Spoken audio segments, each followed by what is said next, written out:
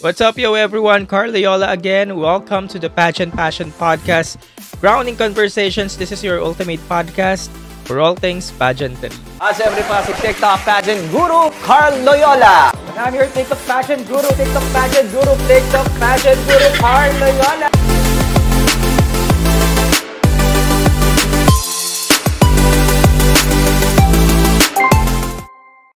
Kumusta? Magandang gabi and welcome again sa panibagong episode natin ngayon for this podcast. So, happy holidays! Happy holiday everyone! Yeah, June 6th today and magandang gabi at nagbabalik tayo ulit sa panibagong episode. At dahil dyan, pag-uusapan natin ang Women of the Hour. Actually, tatlo silang Women of the Hour as of now sa mundo ng pageantry. Isa na nga dyan, si Tata, ang nanalong Miss Cosmo nung nakaraang taon. Si Michelle D, ayan, nandito rin. At si Ann, Jack Tattoo Rajip. Jack Tattoo. Basta Kunan. Yun, silang tatlo. Bakit? Ano nga ba relevant silang tatlo sa pag-uusapan natin? Yan ang aabangan nyo. So, ayun nga mga kaibigan. Kahapon, nagbabrowse ako sa isang pageant page sa Blue App. And then, yun, nakita ko tong isang post na ito. Yeah. Ang sabi dito, may nangangarap. Natawa ka ako dun sa caption kasi sabi mukhang may nangangarap. Ang konteksto nung post ay, ito nga, sinabing Big 5 pageant. Kasama na nga rin daw dun yung Miss Cosmo. Yan, nakita nyo dito sa picture. So, Big 6 pageant pala yan. Big 6. So, tinanggal nila yung Miss Earth dito sa pageant. Pinalitan ng Miss Cosmo. Kaya natawa ako dun sa post kasi nga, sabi may nangangarap. So, yun nga, isinali nila yung Miss Cosmo pageant. Yun, kung tutusin, sabi ko nga rin dun sa post, nag-comment ako na marami pa silang kakaining bigas ang Miss Cosmo pageant. Yan. Kasi nga, first year pa lang, though may napatunayan na sa production last year, pero kulang pa yun kumpara dun sa mga pageants na nakasama nila dito sa picture. No? So, marami pa talagang kakaining bigas. Marami pa talagang papatunayan. Kaya pwede naman mangarap na pasali sa Big 6, pero talagang yung Miss Cosmo pageant, nandun pa lang talaga sa baba hanggang ngayon. No? And for me, yun, ang dami pang kailangan patunayan. Pero dahil dyan, nakita ko kasi si Tata, nandito. Ayan, nandyan si Tata. Tata Julius Tridsari, ang kauna-unahang Miss Cosmo from Indonesia. And alam nyo naman ang hate na nakuha ni Tata from last year dahil din sa mga komento rin na naibitawan niya dun sa ating pambato na si Atisa, na medyo may pagkabasmado nga rin kasi ang bibig ni Tata. Kaya talagang hindi yun nag-iwan ng marka o na magandang marka sa mga Filipino pageant fans last year. Kaya maraming may galit, may sama ng loob kay Tata. Pero kanina, nung nakita ko ang post ni Tata sa Instagram, ayan, medyo napabilib naman ako ni Tata. Bakit? Dahil yun nga po, mga kaibigan, may matinding usapin sa mundo ng pageantry ngayon. Dahil nga ang reigning Miss Cosmo 2024, ito nga na si Tata, ay hindi nagpatumpik-tumpik at talagang matapang na bumuwelta at kinondena ang mga sinabi ni Nawat or ang mga pagpapahiyangan ni Nawat kay Rachel dun sa kanyang Instagram stories. At ayun nga, hindi nga nagpatumpik-tumpik dahil so alam naman natin ang awayan ni na Rachel at ni Nawat, na talagang si Nawat hindi nagpapigil. Dinaan talaga niya sa IG stories, no? Ayun yung nakakagulat kay Nawat dahil patola talaga siya, no? So, yung nga, marami siyang nabitawan na mga salitang hindi kaaya-aya. Before and after photo ni Rachel, after the surgery, and then pati yung pamilya niya, nilagay niya pa dun sa mga Instagram stories, and then kung ano pa sinabi niya. And then, ito nga, lately, na pati yung amoy ng kilikili, ayun, armpit, ay napasami na rin dun sa Instagram stories, kaya talaga sinawat na hindi mo na talaga mapigilan ng bunganga. At ito nga si Tata, hindi ito pinaglagpas dahil ito nga ang sabi ni Tata sa kanyang post. Una, sabi niya, you can support whoever you want, but if you're still clapping when someone impowerly publicly humiliates a woman, then we have a bigger problem. This is not the example we should set for young girls watching. We deserve better, we demand better. So yun, medyo guilty rin ako dahil yung una, tuwang-tuwa ako sa bangayan nila, no, sa sagupaan nila Nawat and Rachel sa Instagram. Pero naintindihan ko rin naman na parang mali naman talaga, or hindi naman parang, na mali talaga si Nawat sa ginawa niya. And then yun nga sabi ni Tata. If you're still clapping when someone in power publicly humiliates, then we have a bigger problem. So ibig sabihin may problema ako dahil pinagtawanan ko, or tawa ako sa ginawa ni Nawat. Pero yun nga, I salute naman Tata for this statement. Totoo naman kasi yung sinabi niya. Kailangan, dahil nga si Nawat ay leader ng org, dapat nagsiset siya ng example. Yun nga, sabi niya, this is not example we should set for young girls. Dapat na sineset na example ni Nawat ay talaga namang maganda, talagang kapupulutan ng aral ng bawat viewers or fans ng pageant or ng mga pageantry fans. Yan. Next, I keep quiet because I didn't want to look like I was jumping into drama that wasn't mine. At first, it seemed personal. I wasn't there. I didn't know the full story and I didn't think it was my place to speak. But now, with the facts in front of me, I've seen and heard the words for myself.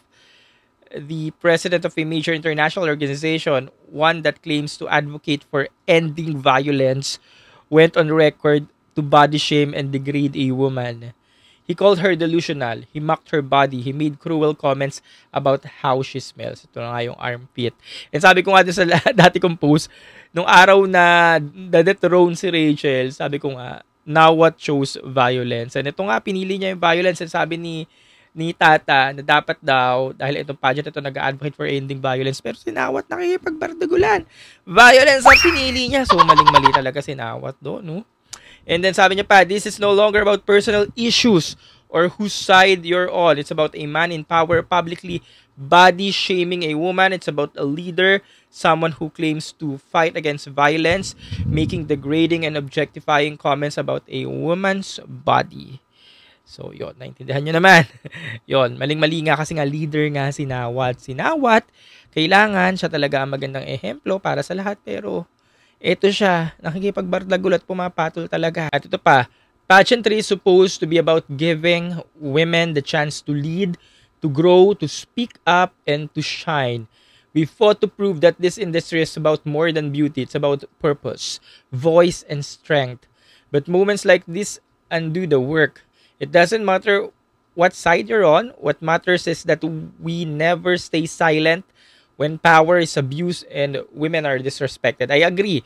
Agree ako sa statement ito dahil nga yung pageant talaga namang ginawa nating makabuluhan at maganda ang pananaw ng bawat viewers dito na kailangan nagsiset ng example ang bawat leaders, ang bawat contestants. Pero bakit ganito yung nangyari?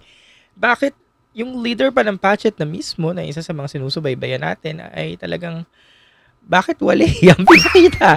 Ayun, so agree ako kay Tata dito. Last slide to anyone watching this unfold, especially young girls.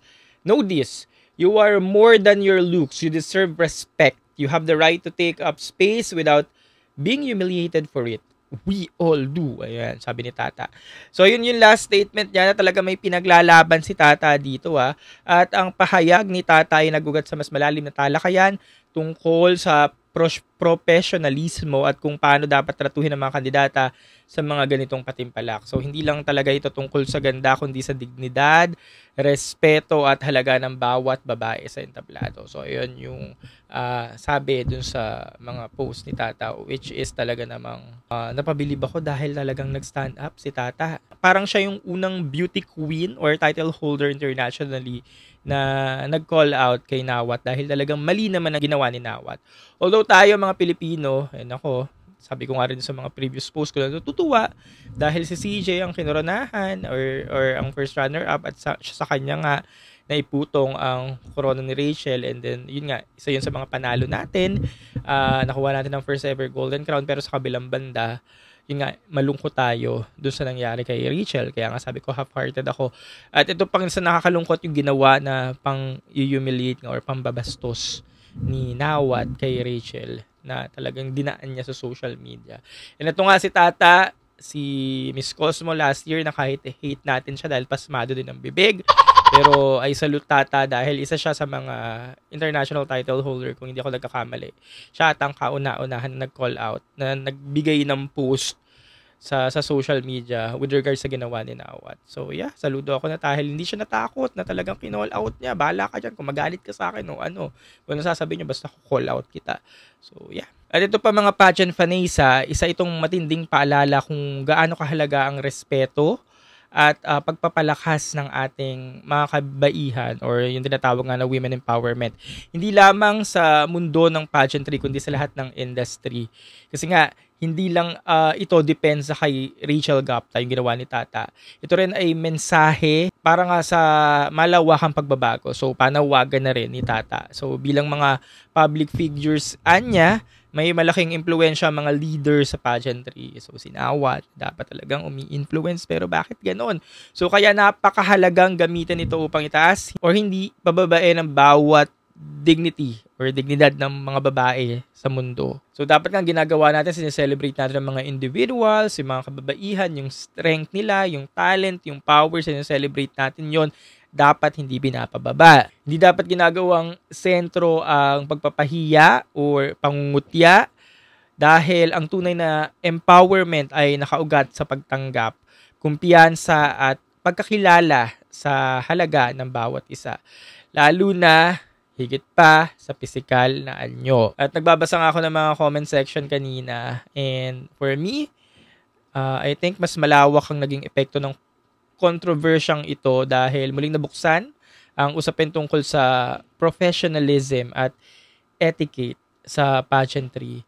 Kung ang industriya ng kagandahan ay tunay na, alam niyo yun, nagsusulong ng pagpapahalaga sa sarili, kaunlaran at alam niyo yun, dignity, mas magiging makabuluhan ang mga girls dito sa pageantry. And ayun nga sa ginawa ni Tata, sana iba pa mga beauty queens or alam niyo ibang may mga influence, yun talagang maging bukas pa ang loob at magpatuloy sa gantong diskusyon para itulak ang positibong pagbabago sa mundo kung saan pantay at may respeto ang pakikitungo sa lahat anuman ang kanilang pinagmulan. Tsaka paano yun, grabe nakakaloka rin kasi sinawat. So dahil nga sa ginawa niya, paano na lang yung mga susunod na representante ng bansang India, no, kaya yung mararamdaman, no, or hindi lang yun, yung mga, sabihin na natin, hindi na yung mga representatives ng India, yung bawat representante ng iba't ibang bansa na lang, tayo, maswerte tayo at masaya tayo kasi tayo napiling winner. Pero, yun nga, kailangan talaga makisama ni CJ pagdating sa trabaho, lalo na siya yung kinurunahan, siya talaga, sa kanya talaga iaasa yung mga taso, kailangan niya makisama. Kasi nga, ito nga, kapag hindi ka na nga din kapakipakinabang, edi baka pwede rin ulit gawin sa'yo ni Nawat yung ginawa niya kay Rachel kasi nagawa na niya. Pero yun nga, ano kaya mararamdaman ng mga next contestants or next representatives ng bawat bansa? Hindi matatakot na din kasi pwede nga gawin ni Nawat yung ganun. So nakakaloka talaga, especially yung bansang India nga na kung may representative pa next year na baka ano kaya mararamdaman. So very wrong talaga dun si Nawat. Pero yeah. At dahil nga sa nangyari, di ba mga key takeaways natin dito? Unang-una, empowerment through respect, responsible leadership in pageantry. Pangatlo, yung impact ng social media discourse. At pang-apat, shifting beauty standards. And yun, dahil nga sa huli, the heart of pageantry should be empowerment, respect, and positive transformation. So, kayo, ano bang thoughts nyo about dito sa Bardagulan na to? Next topic natin, Michelle D. Dahil nga MGI. So pupunta tayo ngayon sa MGI Philippines dahil si Michelle D nga daw ang representative ng Makati for the Miss Grand Philippines. Ayan, recently naglabasan to mga post na to, puro Miss Grand Makati, na sinasabing Michelle D nga daw ito. At si Michelle D, ganun din, patola, nagbibigay ng mga cryptic post sa kanyang Instagram na mukhang siya nga ang magiging representante ng Makati. So halo-halo ulit ang opinion ng mga tao. Lagi ko sinasabi na wag na tayong umasa okay na yon. Pero to, mukhang nabuhayan ulit ng loob ng mga pageant fans dahil mukhang may mga umaasa ulit. Oo, mukhang may mga umaasa ulit, 50-50. Pero kung ako nga tatanungin, okay na ako kay Michelle D sa Miss Universe. Pero kung gusto naman ni Michelle D, edi bakit naman hindi? Edi kung nandyan na, edi go na. Pero yun nga, malaki ang isasakripisyo ni Michelle D if ever. Kasi nga, paano kung hindi siya manalo Miss Grand Philippines? Though, 100% sa kanya naman talaga yan ibibigay. Pero bakit? Paano nga kung hindi? Miss World na siya, Miss Universe, diba? Parang babagsak ang karir. Diba? Pero yun nga, malaki talaga yung sasakripisyo niya, kaya mukhang 50-50 kung sasali talaga siya. Pero ito nga yung mga post ngayon, ewan ko, mga fake news sa mga post ngayon, gumagawa talaga ng mga edit sa mga pageant fans, ng Michelle din, Makati nga. So, ang mga usap-usapan din ngayon, mukhang may sentimental queens or, alam nyo yun, favorite na queens dito sa Pinas na sasali, baka nga si Michelle D. So, ito yung mga abangan natin this week dahil mukhang may pasabog pa doon sa mga hahabol na contestant sa Miss Grand Philippines. Kaya baka niya yan. At ayan ang sunod natin after ng Miss Grand Philippines. After ng kay Nawat, isunod natin ang konektado naman kay Nawat na si Anja Ratchutatit na dating may-ari ng Miss Universe Organization. Dating may-ari ng Miss Universe Organization. Ngayon nga ay official na nagbitiw sa lahat ng posisyon sa JKN Global Group matapos siyang kasuhan ng Securities and Exchange Commission or SEC ng Thailand dahil umano'y may mga irregularidad sa pananalapi or sa finance. So, ang mga kaso ay may kaugnayan sa umano'y maling pahayag at hindi kompletong accounting records sa financial statements ng JKN para sa taong 2023 at unang bahagi ng 2024. Dahil dito, inaasahang bababa rin siya sa kanyang posisyon sa Miss Universe Organization na nagdudulot ng malaking pagbabago sa pamunuan ng prestihiyosong pageant. Samantala, muling iginiit ng Miss Universe Organization ang kanilang kalayaan, sinasabing hindi sila apektado ng mga legal na usapin ng JKN at patuloy silang mag-ooperate ng malaya. Isang malaking kaganapan ito sa mundo ng pageantry. So ano nga ba sa tingin nyo mga pageant fans ang epekto nito sa hinaharap? So nagbitiw lang naman sa pwesto si JKN. Ang pagkakaalam ko may share pa rin siya. So, kung may share ka, isa ka pa rin sa nagmamay-ari. Pero, hindi na lang siya nag-hold ng position sa JKN or sa Miss Universe Organization. Yan, ito na naman tayo dahil nga nagbitiw si JKN. The question, kasi nga alam natin, di ba, Raul, JKN, tas ngayon si Nawat. So, tatlo sila. Tas dagdag pa natin sa Osmel. So, 4. So, yung 4 na yan, may connect talaga kung sino yung namimili sa mananalong Miss Universe. Kaya nga 'di ba, yung iba walang trust dito sa 4 na to kasi nga Raul, Osmel, mga Latin ang pipiliin. Then Nawat and then si Ann, mga Thais nga daw or yung mga favorite from the Southeast Asian neighbors. And yun, dahil nawala si Ann, so sinong papalit? Yun yung isa sa mga magiging resulta ng pagbitiw niya sa pwesto. So malaki ang pagbabago na maaaring idulot ng pagbibitiw ni Ann sa pwesto at sa hindi nga inaasahang pag-alis niya sa Miss Universe Organization. Ito yung mga posibleng epekto nito. Una, paglipat ng pamunuan or change of leadership. Yun nga yung tinalakay natin kanina. Maaaring magkakaroon talaga ng pagbabago sa pamamahala ng MUO kasama ang pagpasok ng bagong leader na magpapatakbo sa operasyon. So, kung sino man siya, syempre, isa rin siya sa may say kung sino yung mananalo. And yun, circus na talaga tayo. Pangalawa, financial stability. Kasi nga, JKN Global Group ay talagang humarap sa financial scrutiny nito lang, and it might impact investor confidence and the company's future direction. So, alam nyo yun, yung katatagan ng finance ng company talagang mag-iiba yung direction. So, basta sa usaping finance. So, let's see. Pangatlo, yung independence ng Miss Universe. Yun nga, the Miss Universe organization has reaffirmed that it operates independently and is not directly affected by JKN's legal troubles. So, magkahiwalay daw sila. JKN, MUO, basta magkahiwalay sila. Wala silang say sa bawat isa. At ang isa pang pinaka malalang epekto nito, yung reputation ng brand. Kasi nga, ito nga, mga nakaraang taon, sinasabi natin, circus to yung pageant.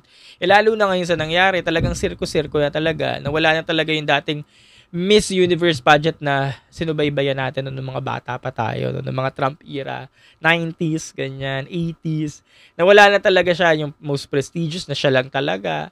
Hindi na talagang ganun ngayon yung tingin natin sa MUO. Although, sinusubukan nating sagipin na maging ganun yung tingin natin, pero hindi na talaga dahil sa mga nangyayaring ito. So yung reputation ng brand talagang, alam nyo yun, yung kontrobersiya, umiikot na talaga dito sa nangyari. And JKN could influence public perception of the Miss Universe brand. Though the Miss Universe organization is working sa branding nito globally, pero hindi na talaga, hirap na isalba. So, there you go. Ang daming nangyayari. Puro, alam niyo yun, paikot-ikot yung mga issues ngayon. No? Mula dito sa taong to, na-connect dito, na-connect sa organization. Ikot-ikot. So, ayan, currently, ito yung mga may init na usapin ngayon sa pageantry. And kung kayo, ano bang komento nyo dito kay Tata, kay Michelle Diaz, MGI Makati, and kay Ann, na nagbitaw na nga sa pwesto. Ano nga bang maging kahinatnan ng pageant na sinusubaybayan natin?